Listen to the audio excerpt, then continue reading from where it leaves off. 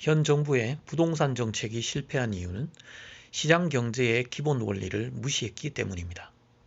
수요에 대한 공급은 제공하지 않고 세금을 올리고 규제 정책만을 내놓았습니다.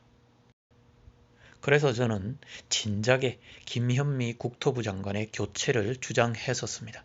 그런데 차일피일 미루면서 교체하지는 않고 이러한 실패가 뻔한 부동산 정책을 계속 유지해 왔던 것이죠.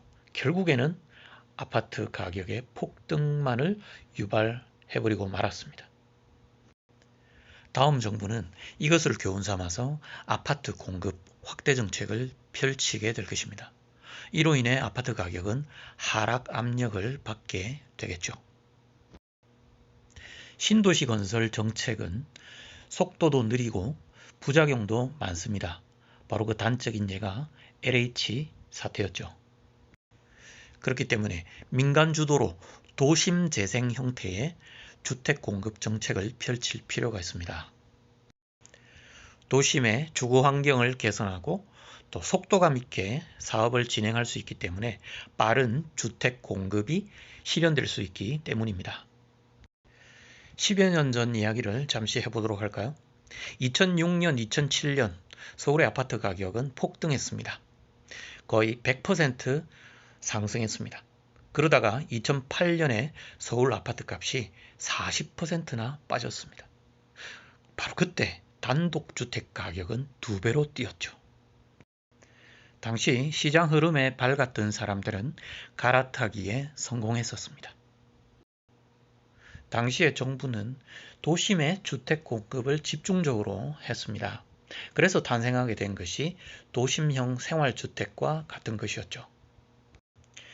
그리고 1인 가구의 급증에 대비해서 원룸과 오피스텔 공급에도 매우 적극적이었습니다. 이와 같은 도심형 생활주택의 공급은 결국 기존의 단독주택을 허물고 지어졌기 때문에 단독주택 가격 상승의 하나의 요인으로 크게 작용했었습니다. 내년에 대통령 선거가 끝나면 본격적인 아파트값 하락이 시작될 가능성이 대단히 높다고 봅니다. 이미 너무 많이 올라버린 아파트 가격이 첫 번째 이유가 될 것이고요. 그리고 금리 인상이 또 중요한 하나의 요인으로 작용하게 될 것입니다. 그리고 무엇보다도 새 정부의 부동산 정책이 가장 중요한 변수가 될 것입니다. 여권에서 재집권을 하든 아니면 야권이 정권을 잡든 현 정부의 실패한 부동산 정책을 답습하지 않으려 할 것입니다. 즉, 주택 수요에 대한 공급을 충분히 제공하려는 정책으로 방향을 잡을 가능성이 대단히 높다는 것이죠. 그러므로 지금은 아파트를 팔고 단독주택을 사야 할 때라고 생각합니다. 현재 서울이나 부산의 단독주택 가격은 아파트 가격에 비해서 현저하게 낮은 상황입니다. 결국 또 한 번 갈아타기의 시간이 다가온 것은 아닐까요?